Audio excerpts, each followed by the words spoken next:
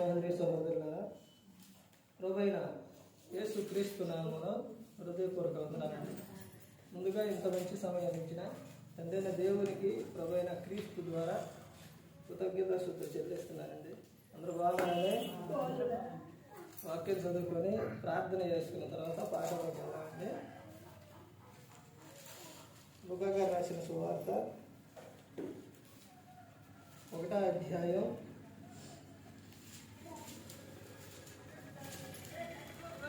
1వ అధ్యాయం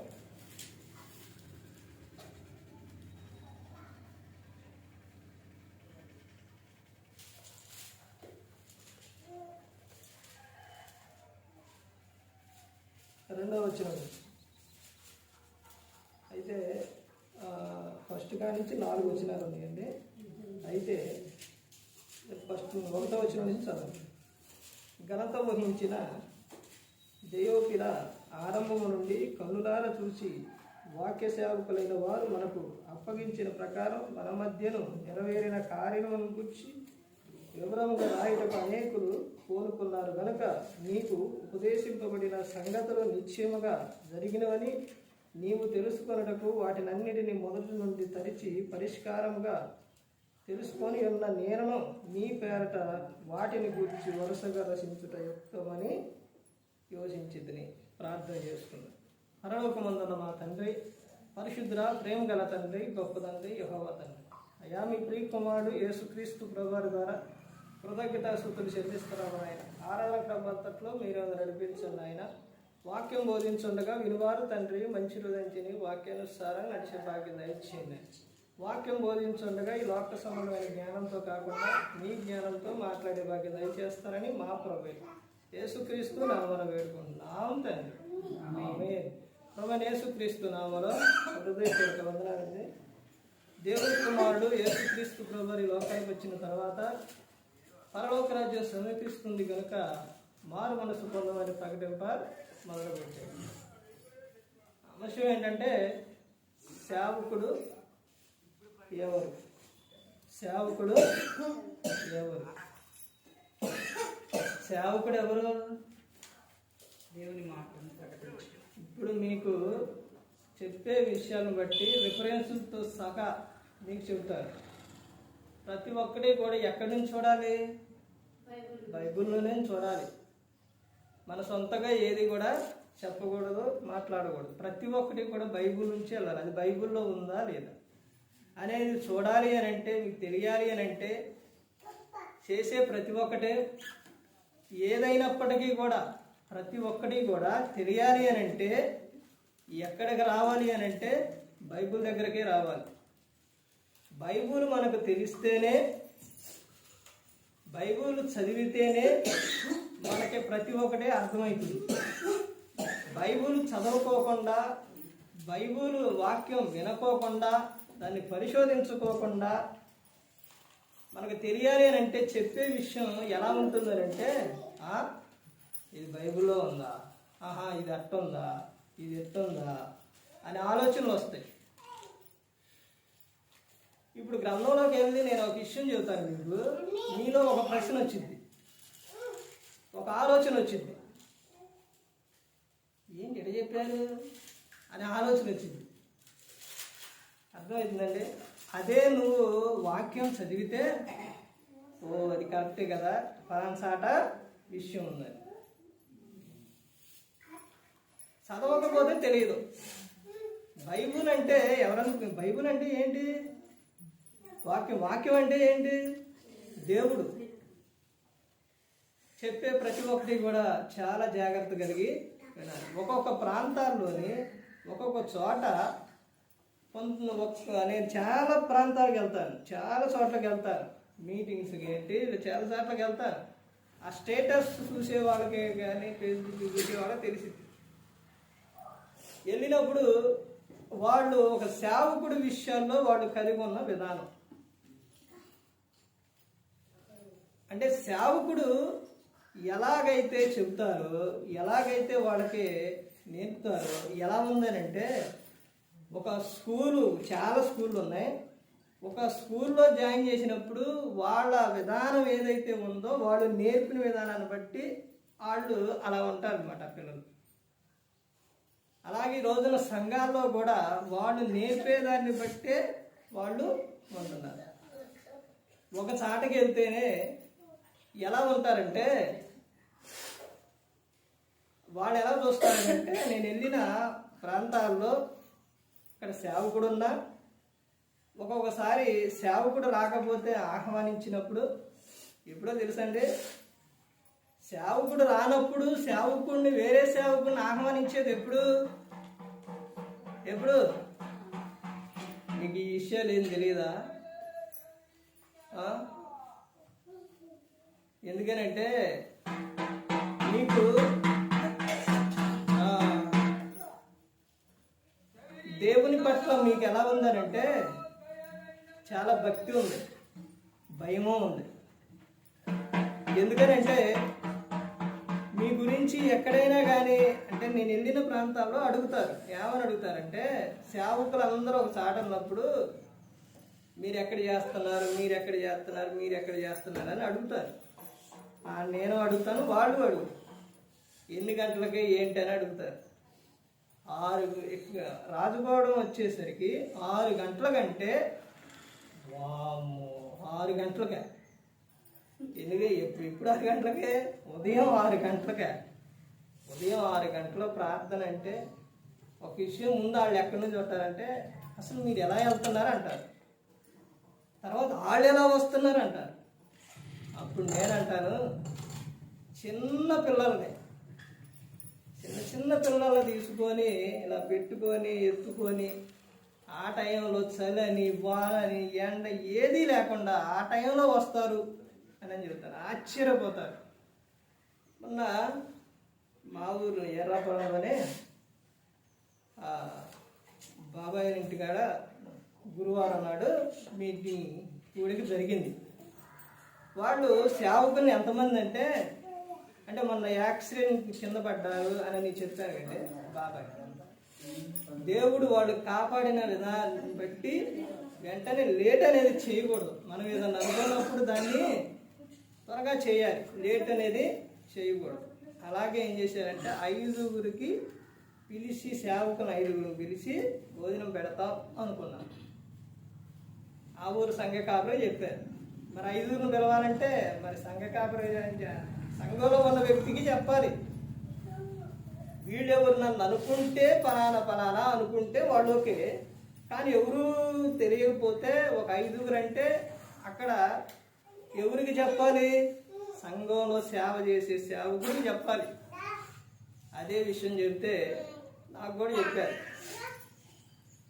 వెళ్ళిన తర్వాత వాళ్ళు వచ్చిన తర్వాత వాళ్ళు ఒక్కొక్క ఊరు నుంచే రారగండి, ఒక్కొక్క ఊరు నుంచి వచ్చారు. వచ్చినప్పుడు వాళ్ళు అడిగినప్పుడు చెబితే అసలు ఎలా వస్తున్నారు, ఆసక్తి. అసలు ఆ టైంలోనే 6 గంటలకి చిన్నపిల్లలు వేసుకొని రావడం అంటే చాలా ఆశ్చర్యపోయారు. కానీ మీరు ఇలా వస్తున్నారంటే మీకు దేవుని పట్ల ఉన్న 2 విషయాలు ఉన్నాయి. ఒకటి భయము ఉంది, భక్తి ఉంది. మూడోది కావాల్సింది ఏంటంటే వాక్యం. అంటే మా దగ్గర లేదా అంటారు అని అంటే, నాకైనా మీకైనా ఎవరికైనా కావాల్సింది వాక్యం. తెస్సలోనికలో ఉన్న సంఘం క్రీస్తుని ఎదుర్కోవడానికి సిద్ధంగా ఉన్న వారికి అది జాగ్రత్తలు చెప్పింది. ఏదో సమయంలో అపవాది ఎరేసి లోకంలోకి లాగకుండా ఉండాలి అంటే వాక్యం ఉండాలి. సేవకుడు ఎవరు అని గ్రంథంలో మనం చూస్తే, గ్రంథంలోకి వెళ్ళే ముందు ఒక విషయం ఏంటంటే, ఒక ప్రాంతానికి వెళ్ళినప్పుడు, ఒక చాటకి వెళ్ళినప్పుడు అంటే సేవకుడిని ఎప్పుడు పిలుస్తారు అని అంటే, ఒక సేవకుడు దూర ప్రాంతంలో ఉన్నప్పుడు ఏదన్నా ఒక కూడికి పెట్టుకున్నప్పుడు కానీ దేనికైనా కానీ ఆ సేవకుడిని సంప్రదించి సేవకుడిని అడిగి, కుదరదంటే ఏదన్నా అవసరం అర్జెంట్ అని అంటే మరి ఏంటయ్యానంటే ఆయనే పంపిస్తారు. ఆయన పంపిస్తారో లేదమ్మా అక్కడ దగ్గర ఉంటే లేకపోతే అప్పుడు తప్ప వేరే విధంగా సేవకుడిని సంప్రదించకుండా సేవకుడు లేకుండా ఏది కూడా చేయటం అనేది ఎవరో ఒకళ్ళు ఉండాలి. ఎందుకనంటే ఆ దేవుడు ఏర్పరిచింది, అతన్ని పిలిచింది. అర్థమవుతుందండి? అలా వెళ్ళినప్పుడు అక్కడ వాళ్ళు ఏం చూస్తారనంటే వాక్యం తీసి, ఇప్పుడు బ్రదర్కి వాక్యం ఇచ్చాను, ఇలా వాక్యం ఇవ్వగానే వాళ్ళు చదివేటప్పుడు ఏం ఆలోచిస్తారంటే దేవుడు భలే వాక్యం ఇచ్చిండు, మంచి వాక్యం ఇచ్చిండు, దేవుడు ఇలా మాట్లాడారు అనుకుంటాం. ఇంకొక ప్రాంతంలో ఏంటంటే సేవకుడు వస్తే మాకు ఆశీర్వాదం అని చూస్తాం. ఇప్పుడు సేవకుడు గురించి ఎన్ని ఎందుకు చెప్తున్నానంటే సేవకుడిని గురించి చెబుతున్నాను కాబట్టి, సేవకుడు గురించి అంశం అదే కాబట్టి దాని గురించి చెబుతున్నాను. సేవకుడు ఎవరు? ఇప్పుడు చదవబడిన లోకాసు వార్త 1వ అధ్యాయంలో అక్కడ 1 నుంచి 4 వచనాలు చూస్తే సేవకుడు ఎవరు అంటే వాక్య సేవకుడు. అంటే వాక్యాన్ని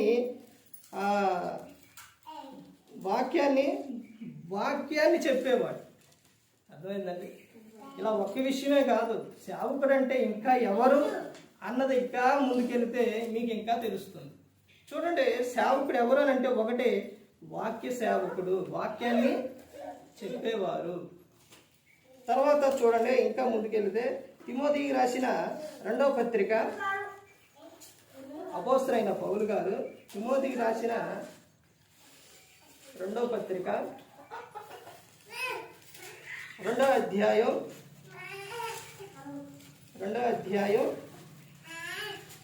24వ వచనం 24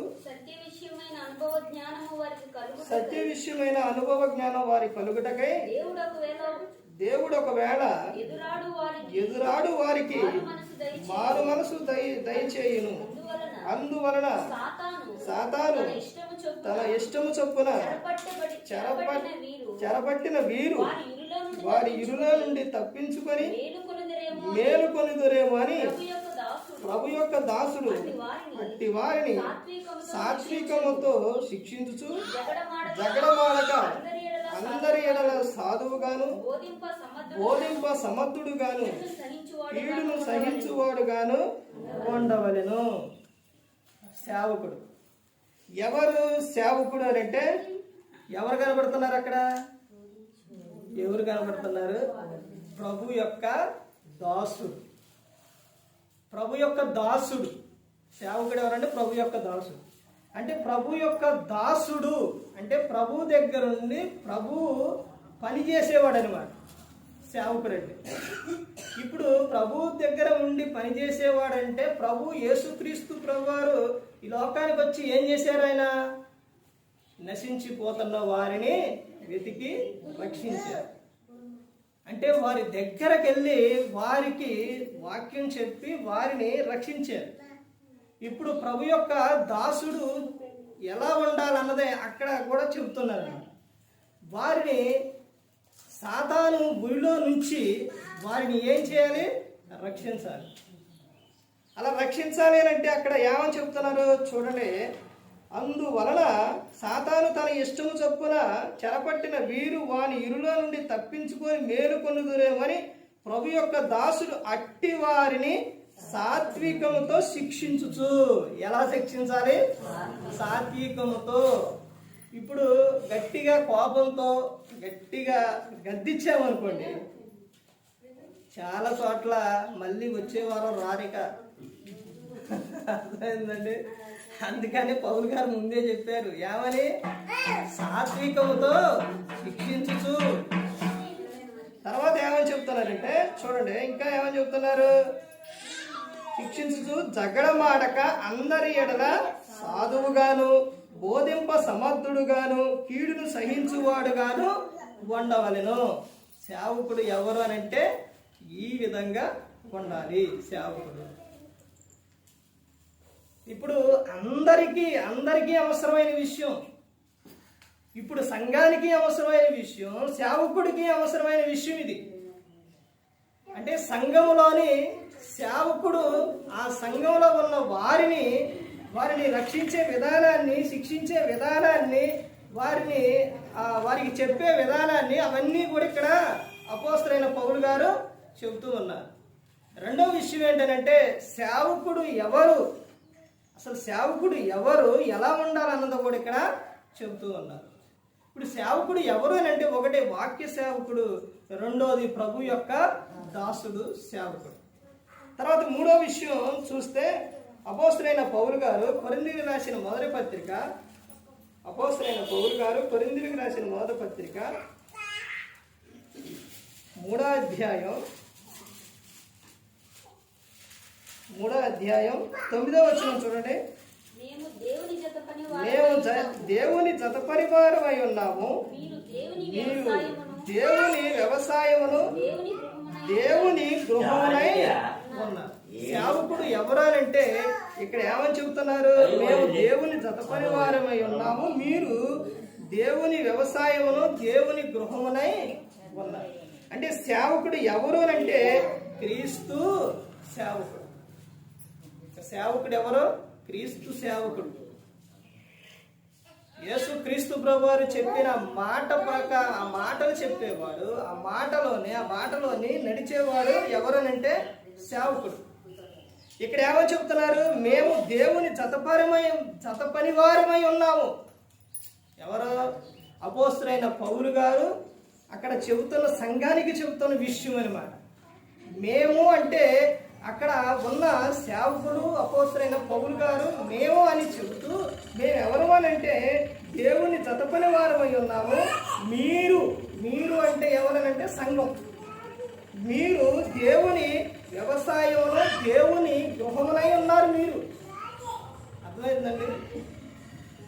ఇక్కడ ప్రతి ఒక్క సందర్భంలో కూడా ఇక్కడ చదవబడిన ఇప్పుడు ఈ వాక్యాల్లోని ఇప్పటి వరకు ఎవరెవరి గురించి చెబుతున్నారు అపోస్తలుడైన పౌలు గారు?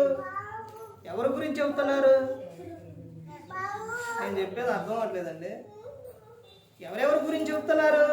ఒకటి సేవకుడి గురించి చెబుతుండో, రెండోది సంఘం గురించి చెబుతుండో అపోస్తలుడైన పౌలు గారు.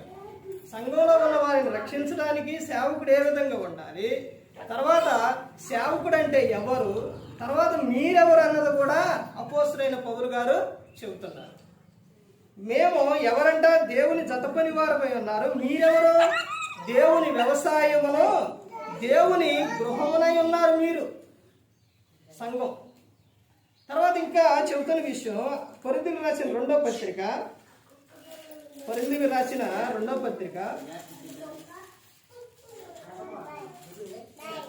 5వ అధ్యాయం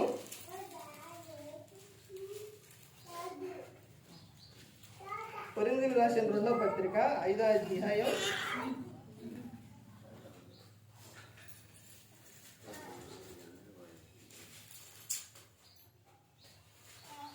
20వ వచనం చూడండి. కావున దేవుడు మా ద్వారా వేడుకొనినట్టు మేము క్రీస్తుకు రాయబారులమై దేవునితో సమాధాన పడుడని క్రీస్తు పక్షముగా మిమ్మును బతిమాలు కొనుచున్నాము. సేవకుడు ఎవరు అంటే ఎవరు? క్రీస్తు రాయబారి. క్రీస్తు రాయబారి అంటే యేసు క్రీస్తు ప్రభువారు వెళ్ళి ఫలానా చాటకు వెళ్ళి ఇదిగో నువ్వు ఈ విషయం చెప్పు అని చెప్పితే వెళ్ళి చెప్పేవాడు.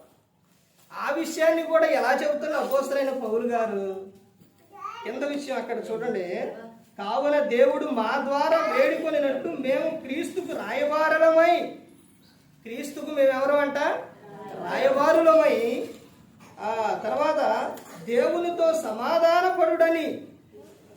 దేవునితో మీరేమవ్వాలి? సమాధాన పడాలి. సమాధాన పడుడని క్రీస్తు పక్షముగా మిమ్మును బతిమాలు కొనుచున్నాను. ఇదే విషయం అపోస్తలుడైన పౌలు గారు సంఘానికి చెప్తారు ఎక్కువగా. ఏమని? బతిమాలు కొనుచున్నాను. సంగమా ఎక్కడికి చేరాలి? పరలోకానికి చేరాలి. పరలోకమే గురి. అక్కడికి చేరాలి అంటే నువ్వు ఏ విధంగా ఉండాలి? ఎలా ఉండాలి? అప్పటి నుంచి ఇప్పటి వరకు గట్టిగా గద్దించి చెప్పితే లేదు, అప్పుడు లేదు, ఇప్పుడు లేదు. ఇక్కడ ఇది ఇప్పుడు ఇది ఎన్నోసారి పత్రిక రాయటం?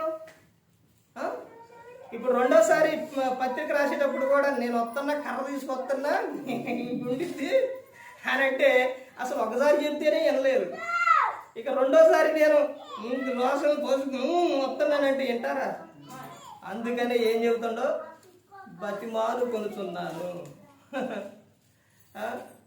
సంఘానికి చెబుతున్న విషయం బతిమాలుతుండంటండి. ఎవరి కోసం బతికినాడేది? ఎవరి కోసం చెప్పండి? సంఘం బాగుండాలి, సంఘం అభివృద్ధి చెందాలి, క్రీస్తులో ఉండాలి, పరలోకం చేరాలి. ఎటువంటి పరిస్థితిలోనైనా నైట్ నిన్న మా పాప పుట్టినరోజు నైట్ మొత్తం అయ్యేసరికి 11 గంట అయింది. మళ్ళీ 3:30కే 3:40కి అలారం పెట్టారు. అది మోగుతుంది. మోగితే మోగేక నాకు లేచే ఓపిక లేదు. ఒకటే జలుబు చేసింది. నిన్న మొత్తం జర్నీ అన్ని దేవాలకండి ఓపిక లేదని ఆఫ్ చేశా. మళ్ళీ ఇంకొకటి మోగింది. అప్పుడు ఇక లెగాల్సిందే, ఇక వెళ్ళాల్సిందే అంటే అప్పుడే లేచి బయలుదేరి ఇక వచ్చేసి. ఎందుకంటే అంత చలిలోని నిద్ర లేకపోయినా ఏదైనా కానీ సంఘం కోసం ఇక్కడికి వచ్చి ఇంత దూరం తర్వాత ఇక్కడ నుంచి ఇంకా 2 సార్లకు వెళ్ళాలి. మొత్తం తిరిగి 100 కిలోమీటర్లు. హెల్త్ బాగలేదు అయినా వెళ్ళాలి. ఆదివారం ఏంటది? ఆరాధన, ప్రభువు దినం. నువ్వు కూడికి అనుకోండి అంటే ప్రార్థన ముఖ్యమే, నేను కాదన్ను. ప్రార్థన ముఖ్యమే. వ్యక్తిగత ప్రార్థన ఉండిద్ది, తర్వాత సంఘంగా కూడుకునే ప్రార్థన ఉండిద్ది. ప్రార్థనలో చాలా రకాలు ఉన్నాయి. 25 రకాల ప్రార్థనలు ఉన్నాయి. ప్రార్థనలు చాలా ఉన్నాయి, కూడికలు ఉన్నాయి, మీటింగ్స్ ఉన్నాయి, అన్నీ ఉన్నాయి. కానీ ఆదివారం ఆరాధనకే ఎక్కువ ప్రాముఖ్యత, ప్రాధాన్యత ఉంది. అర్థమవుతుందండి? నువ్వు కూడికి ఏదన్నా అవసరమై మానేయచ్చు, లేదంటే ఫంక్షన్కి మానేయచ్చు, కానీ దేనికైనా కానీ నువ్వు ఏదో ఒకటే కానీ దాని సందర్భాన్ని బట్టి సమయాన్ని బట్టి కుదిరితే రావచ్చు. కానీ ఆదివారం ఆరాధన అనేది అలా ఉండదు. ఆదివారం ఆరాధన అనేది 5 క్రమాలు ఉంటాయి. అందులోని ప్రాముఖ్యమైనది, అన్ని ప్రాముఖ్యమైన విషయం ఏంటంటే ఆయన శరీరము, రక్తం. అది నీకు ఎప్పుడు పడితే అప్పుడు ఇస్తారా? ఆదివారం ఆరాధనలోనే ఇస్తారు. అవి తీసుకోవాలి. అవి తీసుకోకపోతే ఏం జరిగిద్ది? యోహాను గారు రాసిన సువార్త 6వ అధ్యాయం మొత్తం చదవండి. తీసుకుంటే ఏం జరిగిద్దో, తీసుకోకపోతే ఏం జరిగిద్దో ఆడ మొత్తం ఉంటుంది. అందుకని ఆరాధన అనేది ఎలా జరగాలంటే క్రమంగా జరగాలి. ఆదివారం ఆరాధన వచ్చింది అని అంటే చాలా మంది వాక్యం తెలిసిన వారు ఆరాధన మానేయరండి, అసలు మానేయరు. ఎటువంటి పరిస్థితుల్లో కూడా ఆయన శరీరం, రక్తం తీసుకోకుండా అనేది ఉండరు. కంపల్సరీగా వస్తారు. చాలా ప్రాముఖ్యమైనది, చాలా విలువైనది. ఇక్కడ ఏమని చెప్తున్నారు అపోస్తలుడైన పౌలు గారు సంఘానికి? ఏమని చెప్తున్నారండి? నేను క్రీస్తు రాయబారును, మీకోసం మీరు ఎలా ఉండాలని చెప్తున్నారని అంటే ఎలా ఉండాలని చెప్తున్నారు? సమాధానపడుడని క్రీస్తు పక్షముగా మిమ్మును బతిమాలు కొలుస్తున్నాను. తర్వాత ఇంకా ముందుకెళ్తే చూడండి, అపోస్తలుడైన పౌలు గారు తిమోతికి రాసిన 2వ పత్రిక, అపోస్తలుడైన పౌలు గారు తిమోతికి రాసిన 2వ పత్రిక 2వ అధ్యాయం 3వ వచనం చూడండి. క్రీస్తు యేసు యొక్క మంచి సైనికు వలె నాతో కూడా శ్రమను అనుభవించుము. ఇక్కడ ఎవరు చెబుతున్నారు? అపోస్తలుడైన పౌలు గారు ఎవరు చెబుతున్నారండి? తిమోతి గారికి చెబుతున్నారు. తిమోతి గారు ఎవరు? తిమోతి ఎవరండి? పౌలు గారు చెప్పిన వ్యక్తి. అనుకుంటున్నారా? పాత నిబంధనలోని దైవజనుడు ఎంతమంది ఉన్నారు? చాలా మంది ఉన్నారు. చెవులు చెప్పారు, చాలా సంతోషం. చాలా మంది ఉన్నారు. కొత్త నిబంధనకు వచ్చేసరికి దైవజనులు ఎంతమంది ఉన్నారు? కొత్త నిబంధనలో దైవజనులు ఎంతమంది ఉన్నారు? ఎంతమంది ఉన్నారు? ఒకే ఒక్క వ్యక్తి. బైబిల్ గ్రంథం మొత్తం చదవండి. అపోస్తలుడైన పౌలు గారు కూడా దైవజనుడు గారు, అపోస్తలుడు కాదు, ఎవ్వరూ కాదు. ఒకే ఒక్క వ్యక్తి కొత్త నిబంధనలో దైవజనుడు ఎవరు అని అంటే తిమోతి గారు. తిమోతికే వచ్చింది దైవజనుడు అని, ఎవరికి రారా. పాత నిబంధనలో చాలా మంది ఉన్నారు. ఇప్పుడు మొత్తం కొత్త నిబంధనలో ఉన్నవాళ్ళు తిమోతి కాకుండా ఇక్కడ ఉన్నవాళ్ళు అందరూ ఎవరు అని అంటే సేవకులు, అపోస్తలుడు. వీళ్ళకి రకరకాల పేర్లు ఉన్నా కానీ దైవజనుడు అనేది ఒక తిమోతికే వచ్చింది. అది ఎవరు చెప్పారంటే అపోస్తలుడైన పౌలు గారే చెప్పారన్నమాట. ఈ తిమోతి కలిగి ఉన్న విధానం ఏంటంటే, తిమోతి దైవజనుడుగా అలా ఉండడానికి కారణం ఏంటి? కారణం ఎవరు అని అంటే అలా మా అమ్మ వాళ్ళ అమ్మ. అర్థమవుతుందండి? తిమోతి, అపోస్తలుడైన పౌలు గారు చెప్తారు, తిమోతి నువ్వు ఈ విధంగా ఉన్నావు అని అంటే ఇది నీ గొప్పతనం కాదు, వాళ్ళు నీ ఎనకమాల వాళ్ళు కలిగి ఉన్న విశ్వాసం, వాళ్ళు కలిగి ఉన్న విశ్వాసాన్ని బట్టి నువ్వు ఈ రోజున ఈ విధంగా ఉన్నావు.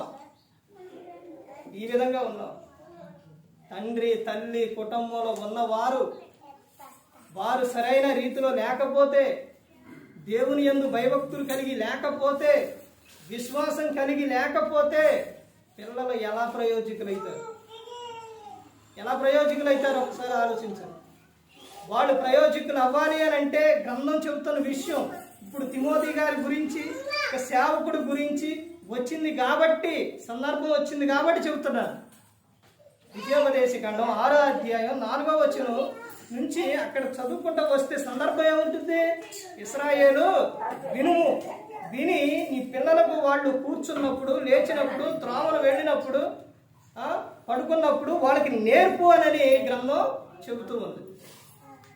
తర్వాత సామెతలు 22:6 బాలుడు నడవలసిన త్రోవను వాడికి నేర్పు, వాడు పెద్దవాడైనప్పుడు దాని నుండి తొలగిపోడు.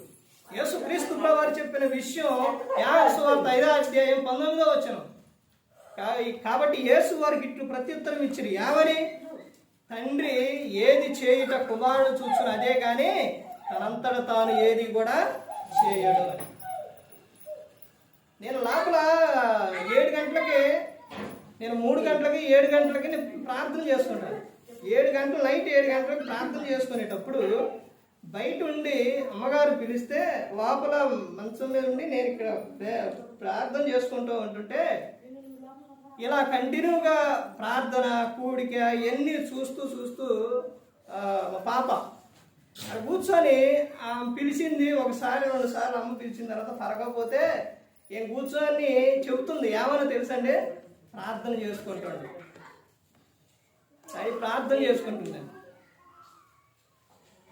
ఇది గొప్ప కోసం చెప్పట్లేదండి. మనం చేసే దాన్ని బట్టే ఏం చేస్తుంది, మనం ఉండే దాన్ని బట్టి పిల్లలు. ఒక పాప, ఇంత పాప ఉంది. ఇంటికి వచ్చిన తర్వాత అప్పుడే బయట నుంచి వచ్చానండి. వచ్చిన తర్వాత ఈ తినే ఉంటే ఆ పాపనే ఆగాగా తినేటప్పుడు ఆగాగాని నిలబెట్టి చూడండి ఆమెన్ అంది. అంటే ఫోన్ చేసేటప్పుడు ఏం చేస్తానంటే అలా వచ్చిన తర్వాత ఆగుచిద్దాలి అని ఇలా పెట్టి ప్రార్థన చేస్తాం. అవి చూసి వాళ్ళకు కూడా అంటే మా డాడీ ప్రార్థన చేసిండు, మేము మాకు నువ్వు ప్రార్థన చేసిన తర్వాతే తినాలి అని. ఇలా పాటలు పాడేటప్పుడు స్టేటస్లో చూస్తూనే ఉంటారు. పాటలు పాడేటప్పుడు అలా అమ్మ వేసుకునేది కాబట్టి ఇలా పైన వేసుకోవటం, ఇవన్నీ కూడా ఇవన్నీ ఏంటండి మనం చేస్తున్నాం కాబట్టి ప్రతి ఒక్కటి పిల్లలు అదే చూసి నేర్చుకుంటూ ఉన్నారు. అదేవిధంగా ఇక్కడ వాళ్ళు తిమోతి వాళ్ళ అమ్మ వాళ్ళు నాయనమ్మ వాళ్ళ అమ్మ కలిసి లోయి యునేకే. వాళ్ళు ఏం కలిగి ఉన్నారు? విశ్వాసం కలిగి ఉన్నారు. కాబట్టి ఈయన కూడా ఏం కలిగి ఉన్నాడు? విశ్వాసం కలిగి ఉన్నాడు. మా అమ్మగారికి కళ్ళు కనపడినప్పుడు చాలా సంవత్సరాలు, 15 సంవత్సరాల దాకా కళ్ళు లేవండి, మంచంలోనే ఉంది ఆమె. అలా ఉన్నప్పుడు ఆమె మంచిగా కొంచెం కనపడేటప్పుడు బైబిల్ ఇలా పట్టుకొని చదివేది. ఆ విషయం ఆ తర్వాత అది గుర్తొచ్చింది. తర్వాత నన్ను సంఘ పెద్దగా నిలబెట్టేటప్పుడు ఆమె చెప్పిన విషయం ఏంటి అని అంటే, అతన్ని అయ్యా అశోక్ని ఏం చేయాలి, నా అయ్యగారిని చేయాలని ఆమె అన్నప్పుడు, వాళ్ళందరూ కూడా సంఘంలో సంఘ పెద్దగా నువ్వు ఉండాలి అని అన్నప్పుడు నాకు ఆ విషయమే గుర్తొచ్చింది. అలా అప్పుడు మా అమ్మగారు చెప్పారు. అలాగే మనం చెప్పుకున్నప్పుడు, మనం విశ్వాసం కలిగి ఉన్నప్పుడు అవే ఒకనాటికి వాళ్ళకే గుర్తుకు వస్తాయి. అదే విషయం అపోస్తలుడైన పౌలు గారు తిమోతికి చెబుతున్నారు. అలా చెబుతూ సేవలోకి వచ్చిన తిమోతికి అపోస్తలుడైన పౌలు గారు చెబుతున్న విషయం ఏంటంటే, అక్కడ చూడండి, క్రీస్తు యేసు యొక్క మంచి సైనికు వలె నాతో కూడా శ్రమను అనుభవించుము. నేను ఎలాగైతే శ్రమ పడుతున్నానో తిమోతి, అదే విధంగా నీవు కూడా శ్రమ అనుభవించు. శ్రమ అనుభవించకపోతే ఒకవేళ నీకు అంతా ఎప్పుడు సంతోషమైతే ఒకసారి శ్రమ వచ్చినప్పుడు నువ్వేమైపోతావు? లోకంలోకి వెళ్ళిపోతావు. అమ్మో ఇన్ని శ్రమలా, నాకొద్దు ఇవి, ఏంటి ఇలా జరిగింది ఏంటి, నాకొద్దు అని వెళ్ళిపోతావు. నాతో పాటు శ్రమ నువ్వేం చేయాలి? అనుభవించు అని చెప్తున్నా. తర్వాత ఇంకా ముందుకెళ్తే చూడండి, అపోస్తలుడైన పౌలు గారు 2 విషయాలు చూసి ముగించుకుందామండి. అపోస్తలుడైన పౌలు గారు తిమోతికి రాసిన అపోస్తలుడైన పౌలు గారు కొరింథీయులకు రాసిన 2వ పత్రిక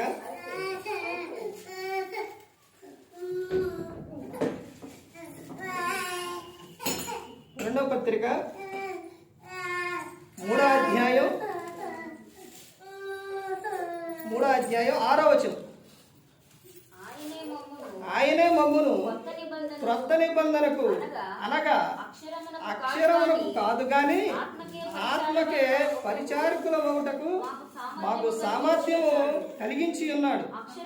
అక్షరము చంపును గాని ఆత్మ జీవింప చేయును. సేవకుడు ఎవరు అంటే ఆత్మకే పరిచారకుడు. ఆత్మకు, మీ ఆత్మలను రక్షించుటకు హెబ్రీ రాసిన పత్రికలో ఉంటుందన్నమాట. హెబ్రీ రాసిన పత్రిక 13వ అధ్యాయంలో ఉంటుంది. ఆయన ఎవరు అని చెబుతున్నారంటే, సేవకుడు ఎవరనంటే మీ ఆత్మలను కాచేవాడు, నిత్యం మీకోసం ఏం చేసేవాడు? ప్రార్థన చేసేవాడు సేవకుడు. మీ ఆత్మలను రక్షించి ఆయన, మీ ఆత్మలు నరకానికి వెళ్ళిపోకూడదు, ఆత్మ శరీరం ఇవేమి కూడా మీరు నరకానికి వెళ్ళిపోకూడదనే మీ నిమిత్తం ఏం చేస్తారో శ్రమ పడతారు, మీ నిమిత్తం ప్రార్థన చేస్తారు. అలాంటి ఆయన ఆ పని దేవుని పని, అది సంతోషంతో చేయాలి కానీ దుఃఖంతో చేయకూడదు. సేవకుడు దుఃఖంతో చేశాడు అని అంటే అది మీకు ఆశీర్వాదం కానే కాదు. ఇక్కడ అదే చెబుతాను, అక్షరములకు కాదు మీ ఆత్మకే ఎవరు సేవకుడు అంటే పరిచారకుడు అని చెప్తున్నారు. తర్వాత చూడండి ఇంకా ఏమని చెప్తున్నారంటే, తిమోతి రాసిన ఇంకా దైవజనుడి గురించి ఇందాక అపోస్తలుడైన పౌలు గారు తిమోతి గారికి చెప్పిన విషయం చూడండి. అపోస్తలుడైన పౌలు గారు తిమోతికి రాసిన మొదటి పత్రిక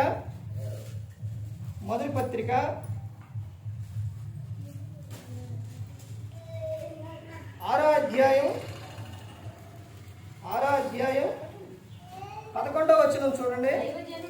దైవజనుడా, నీవైతే వీటిని విసర్జించి నీతిని, భక్తిని, విశ్వాసమును, ప్రేమను, ఓర్పును, సాత్వికమును సంపాదించుకొనుటకు ప్రయాసపడము. దైవజనుడా, ఈ పదం ఇందాక చెప్పిన ఈ విషయం ఎవరికి? ఇది తిమోతి గారిని పిలుస్తుండం.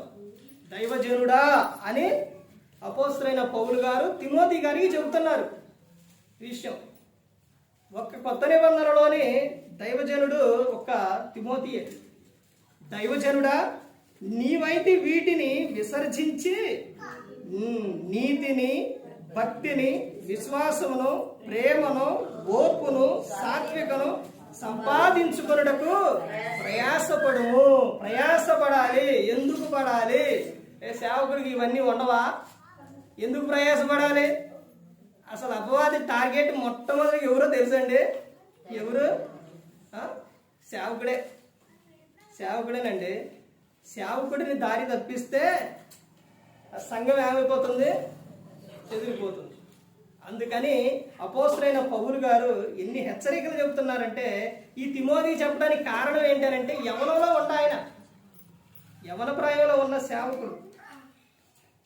నేను సువార్తని నీకు వచ్చిన కొత్తలో చెప్పినట్టున్నా, ఇప్పుడు నీ పత్రికలు ఇవి ఇచ్చుకుంటా వెళుతూ ఉంటే ఒక సేవకుడు చెప్పిండు, నువ్వు కొన్ని ప్రాంతాలు కొన్ని శాఖలు నువ్వు వెళ్ళొద్దు అని చెప్పిండు. ఎందుకనంటే నువ్వు మాగులాగా పెద్దోడివి కాదు, యవనంలో ఉన్నావు, జాగ్రత్త కలిగి ఉండాలి. అదే విషయం చెప్పిండు ఇక్కడ అపోస్తలుడైన పౌలు గారు తిమోతికి జాగ్రత్తలు చెప్తాడు. దైవజనుడా, నీవైతే వీటిని విసర్జించి నీతిని, భక్తిని, విశ్వాసమును, ప్రేమను, ఓర్పును, సాత్వికను సంపాదించుకొనుటకు ప్రయాసపడు అని చెప్తున్నారు. అంటే సేవకుడు అంటే ఎవరు అనుకున్నారు? సేవకుడు అని అంటే ఎవరంటే ఇక్కడ చెప్పిన విషయాన్ని బట్టి దైవజనుడు. అంటే అందరి గురించి చెప్పట్లేదు. ఒక సేవకుడు ఇంకొక సేవకుడిని పిలిచే విధానాన్ని బట్టి దేవుడు ఆలోచన ఇస్తారు కాబట్టి ఆ వ్యక్తి పిలుస్తారనమాట. చాలా మందిని చూడండి, కొంతమంది అయ్యగారు అంటారు, బ్రదర్ అంటారు, సహోదరుడు అంటారు, సేవకులు అంటారు, ఇలా పిలుస్తూ ఉంటారు. దేవుని యొక్క ఆలోచన ప్రకారంగా వాళ్ళు పిలుస్తూ ఉంటారు. అపోస్తలుడైన పౌలు గారు కూడా అదే విధంగా తిమోతిని పిలిచారు. తర్వాత ఇంకా చివరిగా చూస్తే కొరింథీయులకు రాసిన 2వ పత్రిక, అపోస్తలుడైన పౌలు గారు కొరింథీయులకు రాసిన 2వ పత్రిక 11వ అధ్యాయం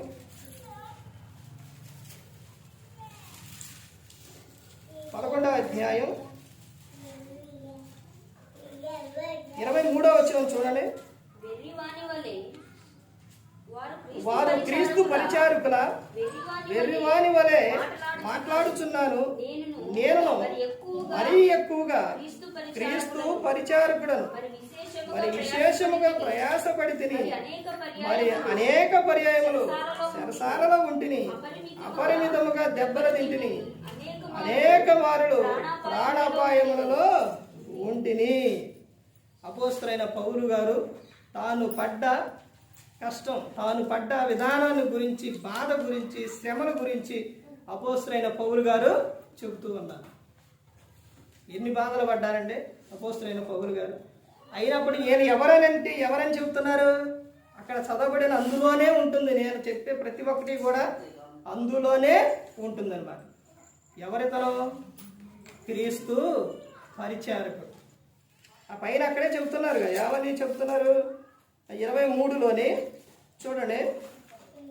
వారు క్రీస్తు పరిచారకుల వెర్రివాని వలె మాట్లాడుతున్నారు, నేను మరీ ఎక్కువగా క్రీస్తు పరిచారకుడును. క్రీస్తు పరిచారకుడు. సేవకుడు ఎవరు అని అంటే క్రీస్తు పరిచారకుడు. సేవకునికి అన్నీ వస్తాయి, శ్రమలు, బాధలు, నిందలు అన్నీ వస్తాయి. అన్నీ వచ్చినప్పటికీ కూడా తాను సంఘం విషయంలో మాత్రము తాను ఒక వ్యక్తిని రక్షించాలనే విధానానికే వెళ్తారు సేవకుడు. ఇప్పుడు చెప్పండి, సేవకుడు అంటే ఎవరు? సేవకుడు అంటే వాక్య సేవకుడు. సేవకుడు అంటే ప్రభు యొక్క దాసుడు, దేవుని జతపని వారుడు, క్రీస్తు రాయవారి, క్రీస్తు సైనికుడు. తర్వాత ఇంకా చెబుతున్న విషయం ఏంటంటే ఆత్మకే పరిచారకుడు, దైవజనుడు, క్రీస్తు పరిచారకుడు. సేవకుడు అని అంటే సేవకుడు విషయాల్లో సేవకుడు ఏదైనా కానీ ఒక విషయం తాను చెప్పిందే ఏం చేయాలి? తాను దేవుని మాటే చెబుతారు. కానీ సంఘానికి ఇప్పుడు పిల్లలు ఉన్నారండి, పిల్లలకే మీరు సరిగా ఉండొద్దు, లేకపోతే మీరు అలా ఉండి ఇలా ఉండి అని వాళ్ళకి చెబుతారా తల్లిదండ్రి? చెప్పరు. వాళ్ళకి మంచి విషయాలే చెబుతారు, వాళ్ళు బాగుపడే విషయాలే చెబుతారు. అదేవిధంగా సంఘానికి కూడా సేవకుడు ఏం చెబుతారు అని అంటే వాళ్ళని రక్షించే విషయాలు, వాళ్ళు బాగుండే విషయాలు, వాళ్ళు ఫలించే విషయాలు, పరలోకం చేరే విషయాలే సేవకుడు చెబుతున్నాడు. అలాంటి సేవకుడు మాట సంఘం వింటే ఆ సంఘం ఎలా ఉంటుందో తెలుసండి, అభివృద్ధి చెందుతుంది. నేను చెబుతున్నాను కాదు, ఏ సేవకుడైనా కానీ రోషం కలిగిన సేవకుడు, నేను అబద్ధ బోధకుల గురించి చెప్పట్లేదండి, బైబిల్లో ఉన్నారు వాళ్ళ గురించి చెప్పట్లేదు, కానీ సేవకుడు అంటే ఈ విధంగా ఉండాలి, ఈ విధంగా ఉండారు అనే విషయం మనకి తెలియాలి అంటే గ్రంథం చదవాలి. అలాంటి సేవకుడి విషయాల్లో ప్రతి ఒక్కరూ కూడా చాలా జాగ్రత్త కలిగి ఉండాలి. నీ ఇంటి వారితో సహా, నీ బంధువులతో సహా అందరూ ప్రతి ఒక్కరూ కూడా సేవకుడు అంటే సేవకుడికి ఇచ్చే దానం ఇవ్వాలి. మోషే గారిని కాపాడింది ఎవరు కాపాడింది? చిన్న వయసులో వాళ్ళ అక్క కాపాడిందండి. ఎంత కాపాడిందండి అసలు! నా తమ్ముడు ఏమైపోతారోనని ఆ జమ్మిపెట్టులో పెట్టి వదిలిపెడుతుంటే ఆ పోతే పోయిండే అని అక్క అనుకోకుండా చూసి తర్వాత ఆ రాణికి దొరికితే తర్వాత పెంచడానికి ఎవరిని తీసుకొచ్చింది? తల్లినే తీసుకొచ్చి అంత చక్కగా ప్రేమగా అంత జాగ్రత్తగా చూసుకున్న అక్క విషయాల్లో సంఘం విషయంలోకి వచ్చేసరికి, దేవుని విషయానికి వచ్చే సంఘం కాడికి వచ్చేసరికి ఏం జరిగిందండి? అక్క ఏమంది? మేము నడిపించలేమా, మా వల్ల కాదా అంది. అక్కడ పంపించింది ఎవడు పంపించింది? మోషే గారిని దేవుడు పంపించిండు. ఇప్పుడు నువ్వు నా వల్ల కాదా, నేను నడిపించలేనంటే ఏం జరిగింది? తెల్ల కుష్టు వచ్చేసింది. మరలా మోషే గారు వెళ్ళి ప్రార్థన చేస్తే అప్పుడు పోయింది. ఆ ఒక్క విషయంలోనే కాదు, దావీదు గారి విషయాలు దేవుని పని చేస్తూ ఉంటే ఆ భర్తలో మీకాలు ఏం చేసిందండి? చేసేదేంటి? దేవుని పని. ఆ విషయాల్లో నువ్వు ఏం చేయాలి? సహకారంగా ఉండాలి, సంతోషించాలి. అలా కాకుండా ఆయన ఏం చేసింది? హృదయంలో హీనపరుచుకుంది. ఎప్పుడైతే హృదయం హీనపరుచుకుందో గొడవ మొదలైపోయింది. ఆ ఉన్నంతకాలం కూడా పిల్లలు లేరు. అలా బైబిల్ గ్రంథంలో చాలా మంది ఉన్నారు. అర్థమవుతుందండి? సేవకుడు అంటే సేవకుడు లాగే చూడాలి. అది ఎవరైనప్పుడు కూడా పిల్లల విషయాల్లో కూడా దావీదు గారి విషయాల్లో దావీదు గారిని దేవుడు ఎంతగానో, దావీదు గారి గురించి చెప్తే చాలా అద్భుతంగా ఉంటుంది. ఎంతగానో అంత ఇదిగా దేవుడు పిలుచుకున్న తర్వాత ఆయన చేసింది ఒకే ఒక్క తప్పు. అదే దేవుడే చెబుతారు. దేవుడు పిలుచుకున్న వ్యక్తి, దేవుడి మీద ఆధారపడ్డ వ్యక్తి ఎవరో? దావీదు గారు.